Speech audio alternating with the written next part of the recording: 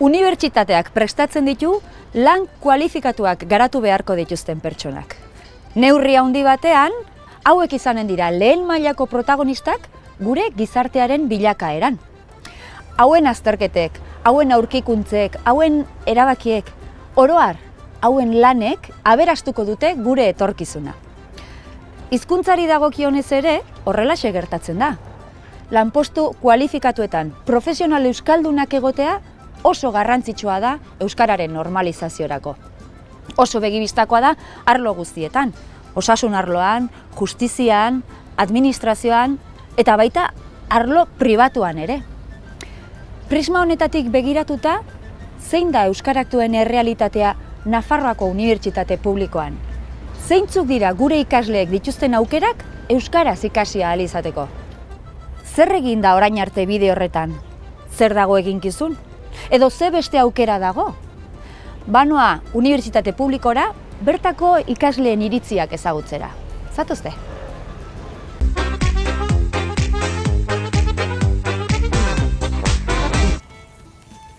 Barkatu, bertako ikaslea zara? Bai. Galdera batzuk egiten baizkizut?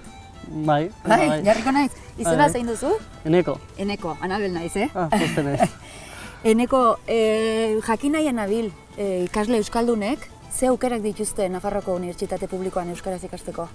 Pues aukera oso murritzak. Dauen gradu bakarra euskaraz magisteritza da. Bai?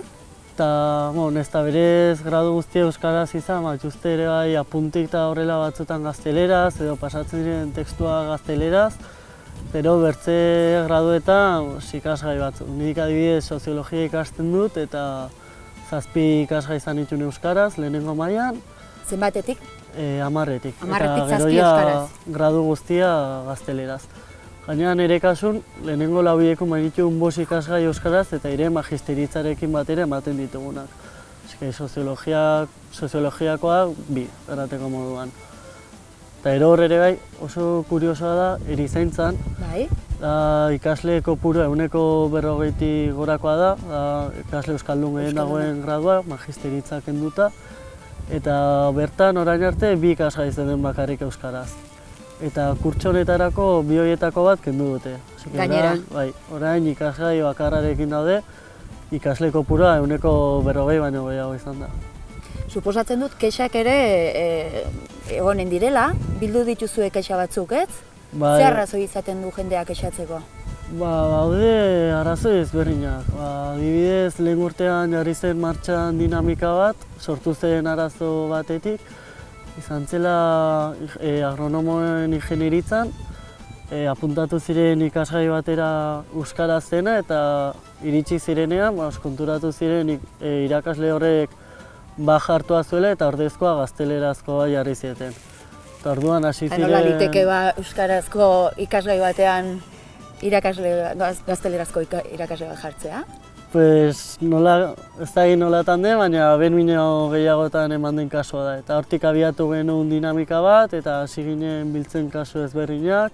Eta zuzenbiden ere izan zuten orain dela 3 urte horrelako arazoren bat, eta agronomoen graduan ere bai, orain dela 3 urte gertatu zen berdina. Irakasle batek hartu zuen baja, etorri zen irakasle erdalduna zen, eta hurrengo urtean ikasgai hori erdaraz, gazteleraz eman zuten. Kendu zuten bertze ikasgai bat euskaraz. Gainera, kuriosoa da, unibertsitatetik erratute ari direla gero eta ikasgai gehiago eskaintzen euskaraz, talde batetik egia da, gradu batzuetan, adibidez soziologian 2 gehiago jarrituzte, baina gradu batzuetan jartzen dituzten bezala, bertze batzuetan kentzen dituzte, ez? Bakarrik erakusten da alde hori. Lehen aipatu duzu erizaintzaren kasua, 140 komentatzen zenun ikasle euskalduna dela, euskaraz ikasitako jendea, baina, hemen gazteleraz egin behar dituzte ikasketak, eta euskaraz egin ahal izateko kanpora joaten dira. Hori beste... Hori bertze arazo nagusietako da. Nafarroako ikasle haunitz, txuroi hamar izaten direla euskaraz ikasi ahal izateko. Bai Iruña eta bai Hortziri, Malerreka edo leku ezberdinetan. Eta Iruñan kasuan gainera gehitzen da gastu bat, ez? Kanpora joan behar izatea bizitzera, lokairua, janaria eta horrelako gastuak, hemen euskarazko eskaintza balio bat zegoen ez dituztela izango. hemen, kanpoko jendea dago, ikasten, Nafarroako Unibertsitate Publikoan, eta nola baloratzen duzu kanpokoek aukerak izatea eta bertakoek kanpora joan behar izatea? Bai, nahiko realitate tristea da. Azkenen dagoen realitatea da, ez dago rektora dutzatik inongo interesik hori aldatzeko. Teorian jarri hartzuten martxan Euskara plan bat, orain dela gutxi arte ez den atera, eta gainera jarri dute oso plazo motz aldaketak egin ahal izateko, ez dute kontutan hartu ikasleen iritzia inolatan ere, eta plan hori oso urria da. Ba, oso ongi. Esan diazu soziologia ikasten ari zarela? Bai, hori da. Zenbagarren urtea? 3. urtea. Zorte hon. Ikasturtea hasi berria duzu. Bai, eskerrik asko. Zuri. Agur. Ez da bat ere itxaropentsua Eneko kontatu diguna. Egoera zinez kezkagarria gure ikasleena. Izan ere, karrera bakarra daukate euskaraz egiteko moduan. Gazte bat unibertsitatera joaten denean, atzean familia oso bat egoten da sostengua ematen. Sostengu ekonomikoa bai, baina ikaslearen nekeen aurrean mota guztietako inplikazioa izan ohi du familiak. Eta egoera honen aurrean, gurasoek zer pentsatzen duten jakitea garrantzitsua da.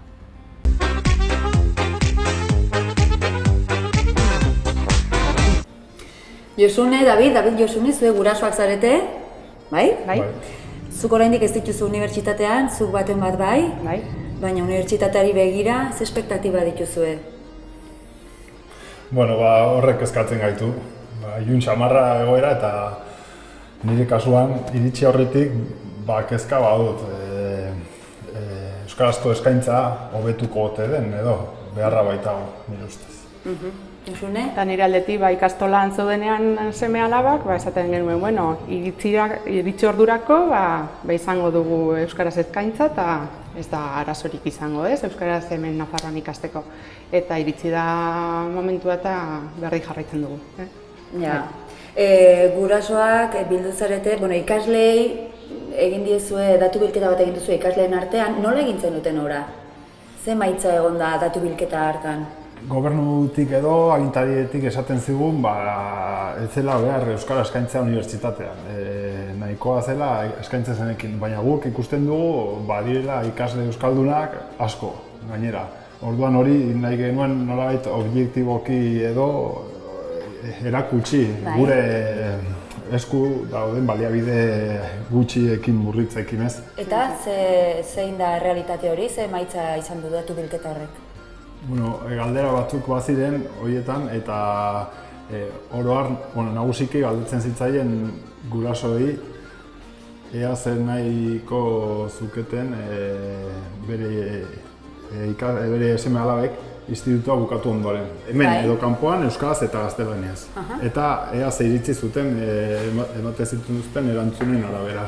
Eta gehiengoak esaten zuen nahiago zuela hemen euskaraz ikasi eta prozesu guztia euskaraz egin duten ikasleei buruz ari gara gainera. Baina, behar duten edo nahi duten gradua ez badago hemen euskaraz, kanpora, nahiago zutela kanpoan euskaraz egin hemen gaztelaniaz baina. Pentsatu duzu zerbait eraginen duena euskarazko eskaintza hori handitzeko edo ez dakit? Ardatza izan daiteke graduak hasi eta buka izan daitezen euskaraz. Ze hori bakarra dugu. Bai, hori da, orain bakarrik magisteritza egiten da bakarrik euskaraz, bukatu arte. Badira beste gradu batzuk lehendabiziko urte euskaraz ikasgaiak euskaraz dituztenak, baina gero ja bigarren urterako ez dute eskaintza hori. Orduan, guk esaten duguna hasi eta bukatu ikasketak euskaraz. Eta nola baloratzen duzue? Zergak hemen ordaintzen dituen herritar nafar batek, beren seme alabak bidali behar dituenak kanpora ikastera, hemen euskarazko eskaintzarik ez duenean. Ez duelako Ulertezina, ez dugu ulertzen. Nik beste erantzun bat erakutsiko dizuet orain, ze programa hau egiteko elkarrizketa ezberdinak egin izan ditugu, eta horien artean bildu ginen PSN-eko Inma Jurio parlamentariarekin, eta begira. Bueno, yo creo que en la universidad sí que hay algún grado o algún curso que sí que se está dando en euskera Y luego, bueno, ya son criterios universitarios, son criterios de autonomía universitaria. Habría que mirar dentro de la política lingüística del Gobierno de Navarra cómo y de qué manera quiere o si quiere implantar el euskera. Habría que contar con los agentes implicados. Y de todas formas, yo creo que a través del sistema de becas que tenemos, la gente que desea continuar con sus estudios universitarios en euskera cuenta con un sistema que le protege y que hace menos gravoso el poder salir fuera y continuar los estudios universitarios en la lengua que quiera. Zer barkatu diozune? Gauza asko diola. Alde batetik, diru laguntzen aldetik, beken aldetik, egia badirela, baina ez dute gastu guztia ordaintzen edo. Ja, baina kanpora joan beharra duzu. Hori da, zure eskubidea ez da bermatzen. Hori da. Eta gero beste alde horretatik hori, ez da zaragoza joatea bezala. Gu badugu eskubidea hemen euskaraz ikasteko. Eskerrik asko, David, Josune eta David. Bertan ikastearen garrantzia eta erosotasuna begibistakoa da. Baina une honetan, asko eta asko dira Euskal Herriko Unibertsitatera joan behar izaten dutenak euskaraz ikasi nahi izan ezkero. Zergak hemen ordaindu eta beren seme-alabak kanpora doazela ikustea, ez da gustukoa izanen familientzat. Joan etorrian ibiltzen dira ikasleak. Bira, Iruñeko autobus geltokira joanen naiz, ea bertan ikasleren bat aurkitzen dudan.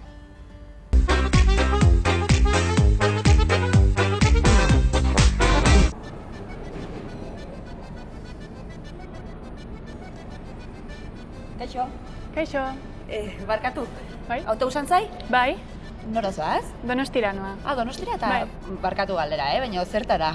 Ikasteran ikasten dut, erizaintza bai. Erizaintza ikasten duzu Bai. Donostian, eta maiz egiten dituzu horrelako bidaiak? Bai, astean 2 aldiz. Astean 2 aldiz Bai. egiten duzu Bidaia hau.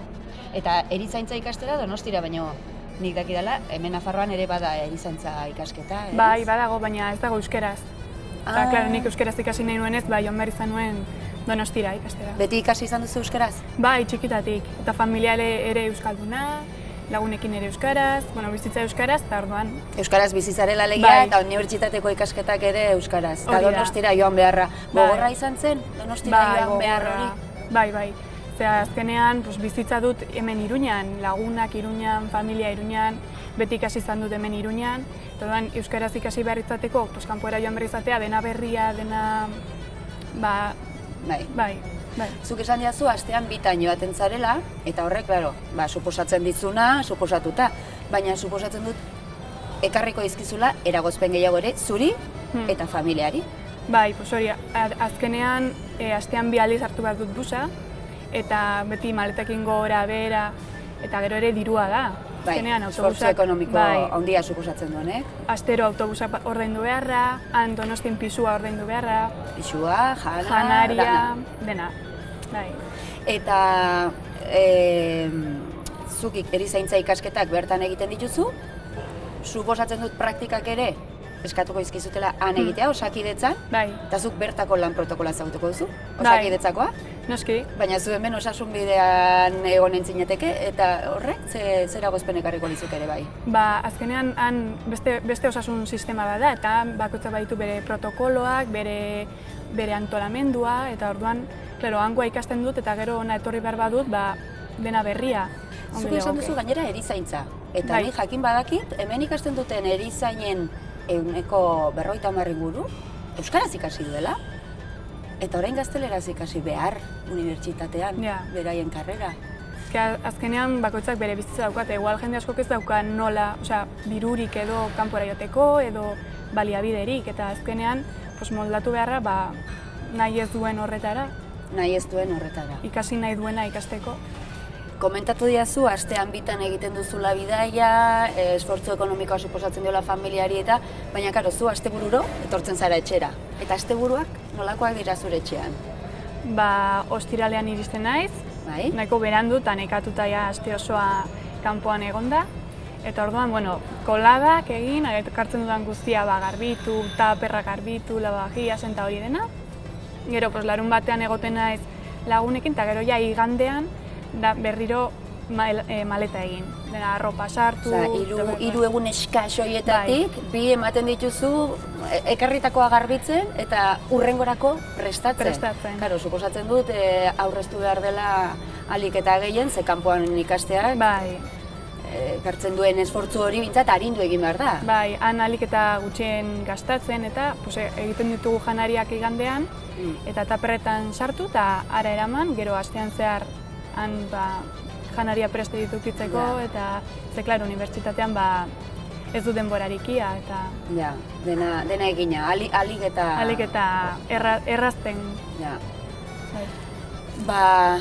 Ez diezu esan izena barkatu, ez dizu galdetu? Irati. Irati, sorte hon Irati. Mila esker. Eta ea ahalik eta hueren pasatzen duzun guztia. Bai. Aio, eskerrik asko. Agur.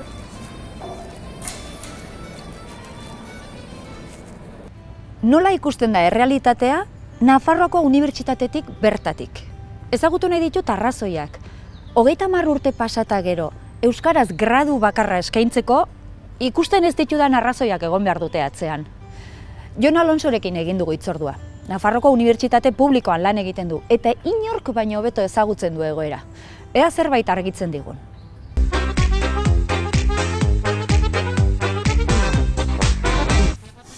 Jon, ariketa bat eskatuko dizut, atzera begira eginen dugu. Eta Nafarroko Unibertsitate publikoaren euskalduntzea nolakoa izan den? Noraino iritsi garen? Non egon diren oztopoak? Azteko esan behar da, gaur egun Unibertsitate publikoan euskaraz ikasten alden karrera bakarra dagoela, osorik, eta hori da, irakasletza edo magisteritza. Bai.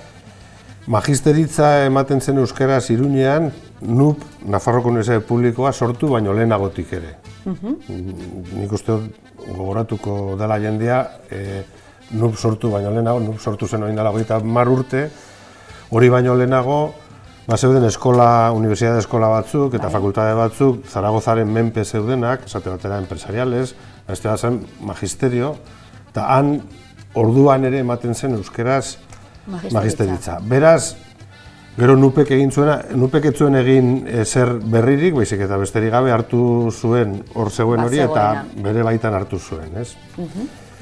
Historia hori izan da. Gero urte askotan ez da horretaz aparte zer gehiago egin, eta ondoren, nik esango nuke hori dela 13-14 bat urte edo, besteak beste presioak egon zirelako gizartearen aldetik eta ikasleen aldetik eta abar, hasi ziren zerbait eskaintzen euskeraz. Baina, eta orduan egin zen lehenengo plan estrategikoaren barruan edo plan estrategikoarekin batera egin zen euskarari buruzko plan bat, momentu hartan ez zuena eduki oso harrera ona euskaldunen aldetik edo unibertsitateko euskaldunen aldetik.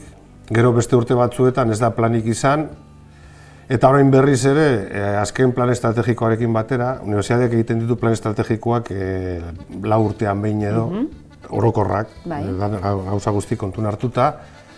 Azkena da 2015-2019 eta horren barruan, hor ere presioak izan zirelako, sartu da euskarari buruzko plan gidaria deitzen dutena. Eta orduan horrela dago. Unibertsitate publikoa sortu zenean, hori da, guk esaten dugunean erregimena, erregimenaren beste zutabe bat unibertsitate publikoa da. Beraz, hor dagoen euskararen aurrean dagoen sensibilitatea da, erregimenak orokorrean eduki duena bezalakoa, dudarik gabe. Horregatik, normalen aurrera egin izan da apurra, neurri handi batean izan da jendearen presioa. Hori ere jasotzen da beste puntu batean, unibertsitatea aukeratzerakoan eragina izan dezakeen beste elementu bat da eskolak emateko hizkuntza, zehazki euskara. Ez dakigu aukeratutako ikasketak zein hizkuntzatan egingo diren. Beraz, ezin daiteke bere eragina aztertu. Hori da, nik uste dut hor gabezia handia dagoela. Hor lehenbizi jakin beharko litzateke gutxi gora bera, jakiten alden neurrian, ze gauzabek ere ez dian matematikoak, ezen ikasle batek egun batean esaten du nahi duela idatzi ikasi ez dakiz zer, gero aldatu egiten du. Baina gutxienez, ikus liteke, eta ez gainera ez bakarrik hezkuntza mailako eragileekin, baizik eta gizarteko eragileekin, esan nahi dut, elkarte profesionalekin, edo sindikatuekin eta bar, ikusi beharko litzateke, garai batean magisteritzako ikasketak jarri ziren moduan, ikusten zelako beharra zegoela, eta hortik jendea joango zala eta puntatuko zala, eta hortik maistrak aterako zela eta bar, berdin egin liteke momentu honetan gogoeta bat behar bada, elementu guztien artean, jakiteko gaur egun zer komeniko litzateken unibertsitatean eskaintzea euskeraz, unibertsitatearen barruan, unibertsitatea berez autonomia duen erakunde bada. Eta gero, unibertsitatearen barruan eskolak eta departamentuak, hau da, unibertsitatea arlo akademikoan banatzen da fakultatetan, eskoletan, departamentuetan eta bar. Eta egitura horiek danak ere bere autonomia daukate edo bere autonomia parte importante bat. Eta orduan, esango dizuten, izango da, bueno, gertatzen dena da, eskola horretan, kasu konkretu honetan eskola horretan edo fakultate horretan, abar, ez dagoela nahiko sentikortasunik edo sentiberatasunik euskararen aurrean da. Horrelako zerbait esango dizute, seguru asko. Jon, erakutsiko dizut beste datu bat. Niri atentzioa deitzen didana behintzat, Zer modu zaude biztaz? Bueno, ondituko dut. Mira, kredituen kontuan, ingelesez eskainitako kreditu kopurua. Egungo balioa 1403, helburua 2009, 1754. Euskaraz eskainitako kreditu kopurua, orain 1278, helburua 2009, 1488. Oraindik ere, inglesekoak gorago. Orain gorago egon da ere, Argi eta garbi esan behar da, NUPek egiazko apostu estrategikoa egiten duena inglesaren aldekoa dela, argi eta garbi. Hori haien autu estrategikoa hori da, ez? Esaten dutelako etorkizuna datorrela kanpotik eta ikasleek eskuratzetik edo aldortatik. Gainera, zuk esan duzun datu hortan, badago gauza bat, askoz, oraindik ere niri grabeago iruditzen zaidana. Esaten dute, igo nahi ditugu 1200 ez dakizen batetik, 1200, uste dut 189 kreditu gehiago eman nahi dituztela euskaraz. Euskaraz, bai. Eta arazoa da, ez dutela esaten non igoko diren, non jarriko dituzten kreditu horiek. Gaur da, dagoen planaren arabera ez dago jakiterik izango diren erizaintzan, hor apenas ez dagoelako ezer, edo ekonomian ematen du eskaintza nahiko handia dela, esan dezagun. Ez dago jakiterik, beraz, ze plan dago? Benetan unibertsitateak zer nahi du egin euskararekin. Nik uste dut importantea dela jendeak ulertzea pizkat eskema bat egin nahian edo. Unibertsitatean gertatzen dena da, magisteritzako irakasle euskaldunak kontratatuta daude euskaraz emateko magisteritza. Beste gainerako irakasle guztiak kontratatuta daude gaztelaniaz emateko klaseak. Unibertsitateak orain arte egin izan dituenen planak egin izan dituenetan egin izan duena izan da, nik esango nuke euskarari debekoa kendu, esan nahi du. Bilatu, kasualidadez zu irakaslea zara, euskalduna zara, eta erderaz ematen ari zara. Momentu baten eskaintzen dizute, esaten dizute. Prest zaude, talde bat sortzen baldin bada, prest zaude kimika emateko euskaraz eman dezagun, kimika diot zerbait ez? Eta zuk esaten baldin baduzu baietz, eta talde bat sortzen baldin bada, hurrengo urtean emango duzu kimika euskaraz. Zu erretiratzen bazara, o baja bat hartzen baldin baduzu. Plaza horrek ez dauka euskara. Plaza horrek ez dauka eskakizunik euskararena, beraz, oso litekena da, zure ordez etorriko dena, erdalduna izatea. Eta de facto hori gertatzen da, urtero gertatzen da. Badago beste datu bat gainera, non esaten den, ikaslearen lautik batek, dena irakurreko izute, euskarazko probetan matrikula nabarmenki handitu da azken urteotan. 522 ikasletik, 891 ikaslera euskarazko frogetan. Era berean, unibertsitatean sartzeko proba euskaraz egin duten ikasleen proportzioak 5% inguru egin du gora. 21,3tik 26,1-era. Lautik batek baino pixka gehiago. Joera horrek iradokitzen du euskarazko ikasketetan matrikulatutako ikasle gehienek goi mailako heziketa hautatzen dutela beren ikasketak bukatzen dituztenean. Nik uste dut gainera hor gaurko datuak hori baino handiagoak direla. Nik uste dut Gainera. Bai, nik uste dut unibertsitatera etortzen diren ikasleen 30% edo dela euskalduna gaur egun. Eta pasatu da 21-tik 19-tik 30-era, esan dut, 10 puntuko igoera egonda 11 ikasturtetan, elako zerbait. Eta non daude orduan, zure ustez edo, non ditugu oztopo nagusiak? Borondatean.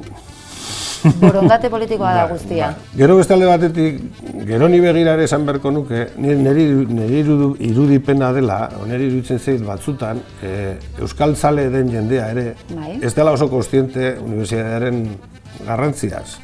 Esan nahi dut, zuk hartzen ez dakiten ere irudipena da. Zuk hartzen bali mauzu ama edo aita erdaldun bat seme-alabak bialtzen dituna D eredura, eta gero, ari esaten baldin baiozu, baina gero unibertsitatean bukatzen da bide hori.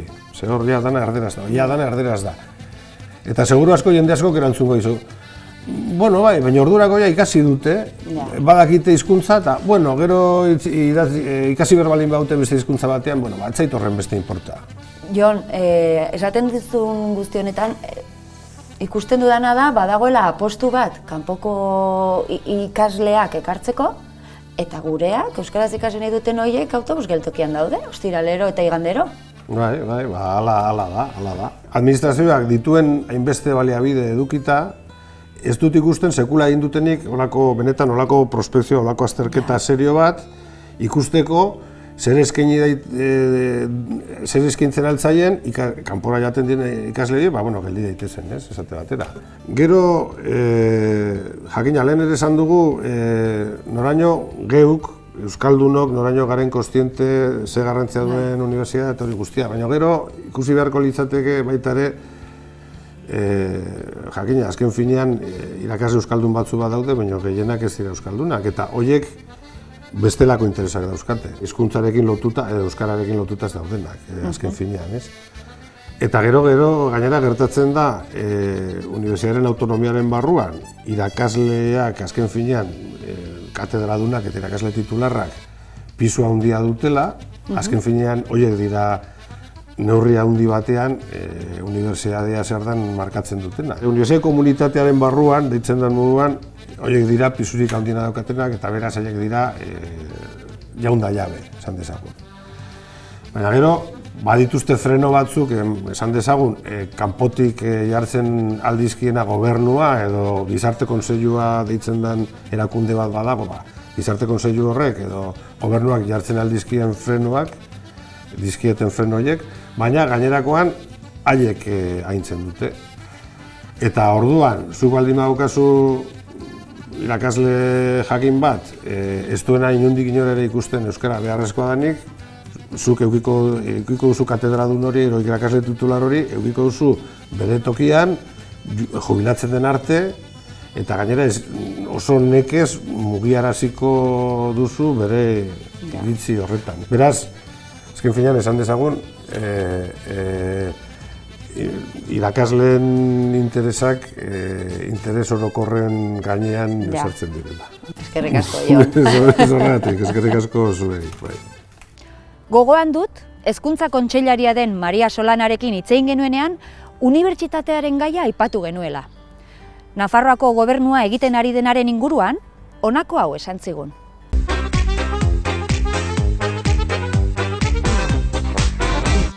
Kanpora joan behar dute batzuk, eskaintzarik ez dagoelako, Nafarroako gobernuak izanen du bidea ere bermatu ahal izateko ikasketak euskaraz ere hasi eta bukatu ditzaketela, ez?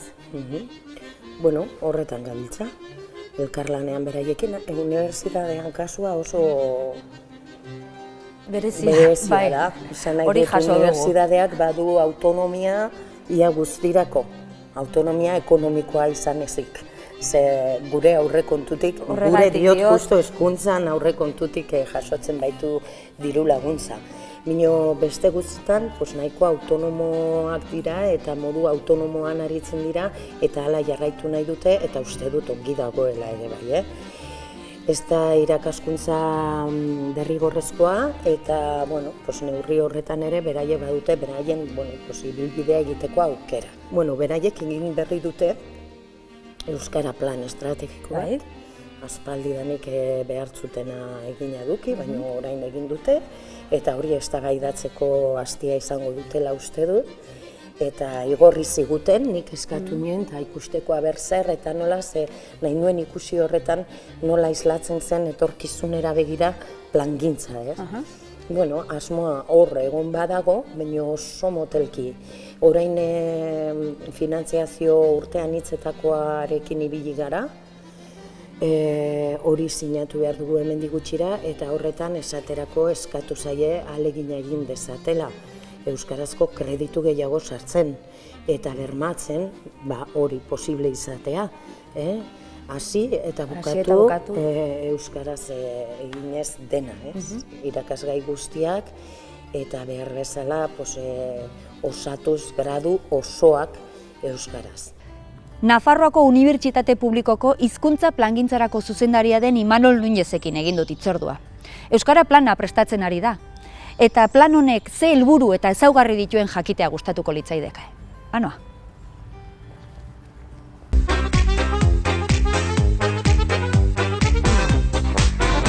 Imanol, 30 urte unibertsitate publikoak, Nafarroko Unibertsitate Publikoak, baina oraindik gradu bakarra euskaraz, magisteritza, osorik euskaraz. Pentsatu behar dugula ere badirela zenbait formula, euskara sartzeko, eta agian gradu oso bat euskaraz eskaintzea momentu hauetan ez da helburu bat bere baitan, adibidez, pentsatu beste hizkuntzak adibidez ingelerarekin hasteko aukera izatea, edo praktikak ere ez badira euskaraz eskaintzen erderaz egiteko aukera izatea, edo hautazko ikasgaien eskaintza zabala bada, euskaraz ikasi duenari ere hori aukeran ematea ere garrantzitsua da. Orduan, badago ere bi edo hiru fakultate handi, adibidez, Fakultate Ekonomikako fakultatea eta ingenieritzetan 140 euskaraz dagoela eta bultzada txiki batekin gutxienez derrigorrezkoak eta basikoak euskaraz eskaintzeko aukera izango dugula hemendikan gutxira. Aipatu dituzu bi, baina gero bada beste kasu bat ere erizaintzarena, agerikoa dana, ia ikaslegoaren erdia euskalduna dana. Gehiago, pentsa. Eta lehen bi ikasgai zirenetik orain bakarrera pasada, gradu hori ere hasi eta bukatu noiz euskaraz?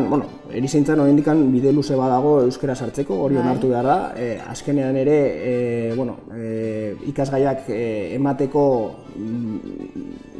orain euskararen egoera, orain arte, nik deitzen dio perritxikoaren estrategia jarraitu duela. Hau da, agertzen baldin bada irakasle bat euskaraz dakiena gradu batean ematen zuen euskaraz eta tokatu da erizaintza eskolan irakasle gutxi euskaldun daudela, eta orduan orain arte hori ezin da, zailtasun bat izan da euskara garatzeko erizaintza eskolan. Ez bakarrik erizaintza eskolan, adibidez zuzenbidean ere oso euskal dago eta eskaintza gutxi. Hortxe dago gure lehentasuna, gure gida planean badaude kreditu kopuru bat lortzeko asmoa eta ikasgai edo fakultate horietan gure lehentasuna da gutxienez 58 kreditura heltzea, hori da gure helburua hurrengo urteetan. Badago datu bat, niri bintzat atentzioa deitzen diana, edo guri, begira, ingelesez eskainitako kreditu kopurua egun 1403, 2019 helburua 1754. Euskaraz, egun 1288, helburua 2019an 1488. Hazkunde gehiago ematen da ingelesezko eskaintzan, euskarazkoan baino. Gauza bat, niri pertsonalki zaidana ez gustatzen da ingelera eta euskara konparatzea. Helburua desberdina direlako. Azkenean euskara konparatu behar da erderarekin, hizkuntza ofiziala dalako. Hau da, ingelera ez da hizkuntza ofiziala eta euskara bai. Orduan, hazkunde hori konparatzen baldin badezue, askotan, ingelera ez da gure eredua, eta ez da gure helburua ingeleraren pare joatea. Orduan, ingelera zabaltzen da eta eskari gehiago dauka azkenean, esaten dudan moduan, hautazkoetan, bai ikasle euskaldunak, bai ikasle erdaldunak esaten dudanean gaztelania hitz egiten dutena, hautazko hori hartzen aldutelako. Eta ez hori bakarrik, kanpotik datozenak ere. Hau da, Erasmus egiten dutenak, jende asko etortzen da ona, ingeleraz eskaintzen ditugalako gure ikasgaiak. Orduan, ingeleraren helburua ez da euskararen helburua, ez? Euskararen helburua da, normalena D ereduan ikasi duenari ibilbide bat ematea bere lan profesional horretan euskaraz aritzeko, hemendikan bere etorkizunean, ez? Zuk aipatu zu, kanpoko ikasleak erakartzeko helburu horrekin ere bai. Baina euskarazko eskaintzarik bermatzen ez denean, badirudi kanpokoak erakartzen ditugula, baina bertakoak usatu egiten ditugula, euskaraz ikastera kanpora joan behar dutelako. Bueno, ni uste euskararen garapena eta ingeleraren garapena eskuti joan behar direla, zeren azkenean ikasle euskaldunak ere ingelera eskaintza polita baldin badaukagu, erakargarria izango da unibertsitatea hau, ez diot ikusten trade-off hori esaten dena ingelera, nik ez dudan ikusten zergatikan ingeleraz eskaintzea nehaztu behar da euskaraz eskaintzearekin, azkenean ni jartzen naiz euskaldun ikasle baten buruan eta esaten dut, nire unibertsitatea izango da erakargarria eta kalitatezkoa, niri euskaraz eskaintzen baldin badiate, nire gradu osoa edo ahalik eta gehien, eta nire eskaintza anitza baldin bada, eta hizkuntza gehiago sartzen baldin bada. Imanol, ikusten dut mahai gainean daukazuela euskararen plana, lantzen ari zaretena, eta hau pixka bat aztertuta, badauzkanik ere, zalantza batzuk edo. Ez dugu ikusten, igual jaso duzuen honbaiteren, baina egun bigarren hezkuntza egiten ari diren ikasle horien nahiak zeintzu den jakiteko, ez dago prospekzio lanik? Bueno, ez dago eginda, ez dago pentsatuta, edo, badago koordinazio ingurumenen ardatzan, badago koordinazioa egiteko asmo bat, eta egia da, gradu berriak atera zirenean, gradu berriak proposatu direnean unibertsitatean, egindala azterketa bat ikusi zenbat pertsonak aldatzen duen bere espedientea Nafarroatik Euskal Herriko Unibertsitatera, baina bakarrikan hemen eskaintzen diren graduetan. Imanol, aipatu duzu behin baino gehiagotan kreditu gehiago euskaraz, baina ze gradutan? Ez dago planean, baina bai dago kalkulatuta. Badago kalkulatuta, gainera oso zehatz, ez? Badago, esan dudan moduan, badago lega bat 2010 urtean onartu zena erkidego, kaben, ez? Eta bertan jartzen dituzte nolabait pisu edo maila batzuk, mailakatze bat egiten du, esaten du 58 euskera kreditu egiten baldin batuz euskeraz, eta TFGA euskeraz egiten baldin badatzu eta ez daki zer gehiago, orduan C bataren salbuespena daukazu. Orduan, mailakatze hori begiratu, egin duguna izan da ikusi non gauden gradu bakoitzean eta saiatu hurrengo mailara heltzen. Beraz, adibidez, erizaintzan zein da helburua 58 kreditu. Zein da helburua gaden 154 kreditu. Baina helburua ez da izanen, ez duzu aurre ikusi, gradu bat hasi eta bukatu euskaraz, ez? Ez, orain egiten ari garena, daukagu ditugun graduak, saiatzen ari garena da, igo hurrengo mailara, ez? Egia da, badaudela gradu batzuk, hau da, eta batez ere ingenieritzan eta ekonomian, non 40 gradu gehiago horiekin lortuko genuen gure helburua, eta gure helburua da gure ikasgai derrigorrezko eta basiko guztiak euskaraz ematea. Eta baliabidei dagokionez kreditu gehiago egonen dira, aurreikusten dira, baina irakasle euskaldunik kontratatuko da? Bagera euskaldun asko, barruan, ez? Ditugun baliabideak alor batzuetan gehiago, beste alor batzuetan gutxiago, egia da, ez? Baina daukagun baliabideak guztiak euskararen zerbitzuan jartzen baldin baditugu, helburu hauek lortzeko nahikoa izango genuke. Oso ongi, Manol. Eskerrik asko, zure azalpen guzti hauek ematearren. Eskerrik asko eta beno,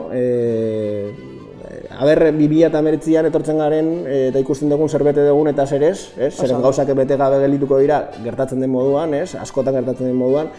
Baina ni optimista naiz, egin ditugu gauza berriak, adibidez, maiatzan egin genuen Iker Gazte kongresu bat, 200 ikertza, eta horrek optimismo puntu bat eman zidan, azkenean 200 ikertzaile gazte euskaldun Iruñara gerturatzea eta bertan kongresu bat egitea, potentea sareak zabaltzeko, ikusteko beste toki batzuetan ere euskara badagoela toki aproposean, ez? Eta, alde horretatikan, aber zehateatzen den.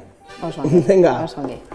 Unibertsitatean euskaraz ikasi nahi dutenek beste aukera batzuk dituzte unibertsitate publikoaz gain. Hoietako bat Nafarroan erro handiak dituen Udako Euskal Unibertsitatea da. Udako Unibertsitatea baino askoz ere gehiago da UEU. Ezagutu dezagun zer egiten duen Nafarroan haien formakuntza euskaraz garatu nahi duten ikasleei begira.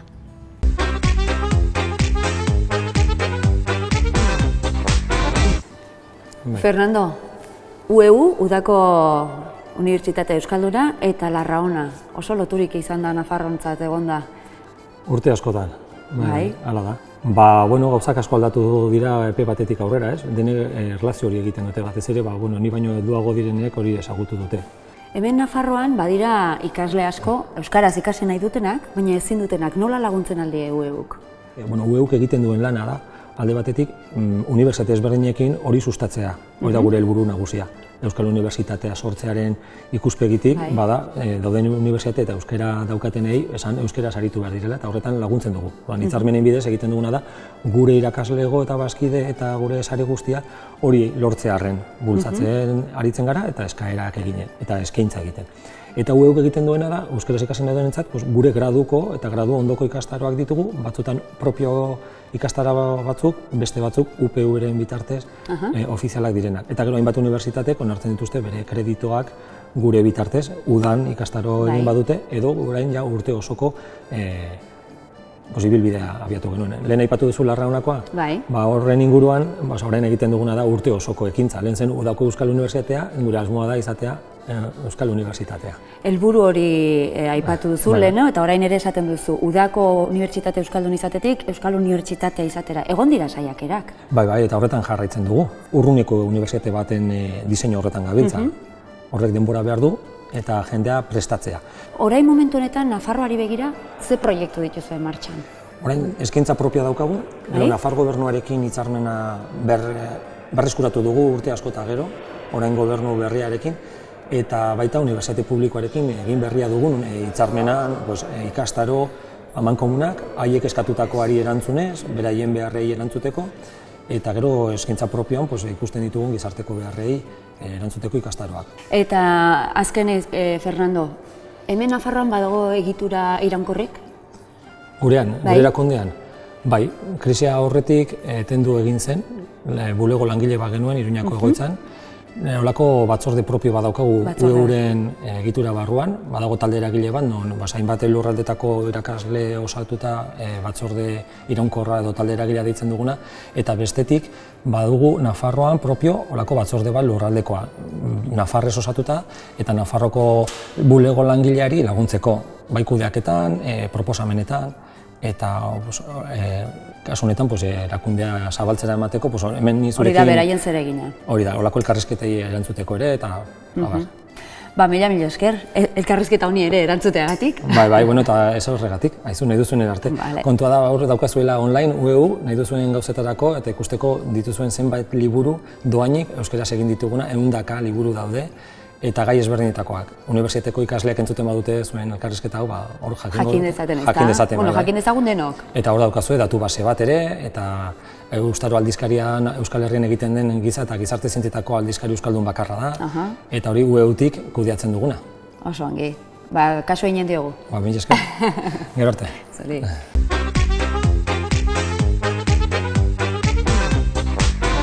Hutsune handiak ditu Nafarroako unibertsitateak euskaraz ikasi nahi duenarentzat. Bertako eskaintza urriak Nafarroako ikasle euskaldunak usatu egiten ditu. Eta bertan gelditzen direnak erderaz ikastera behartzen ditu. Katedradun eta irakasle askoren iritziek eragozten dute euskararen garapena autonomia aldarrikatuz. Maria Solanak ongi zioen bezala, autonomia nahi dute, ekonomikoa izan ezik. Baina Nafar guztien zergen dirua baliatzen dute. Eta nire ustez, dirua baldintzapean eman beharko litzaieke. Belaunaldi berriek euskaraz ikasiko badute, euskaltzale guztiok egin behar dugu bultza. Ez da bakarrik bertako ikasle eta familien ardura. Jakin behar dugu, euskararen normalizazioa hemen ere jokatzen dela.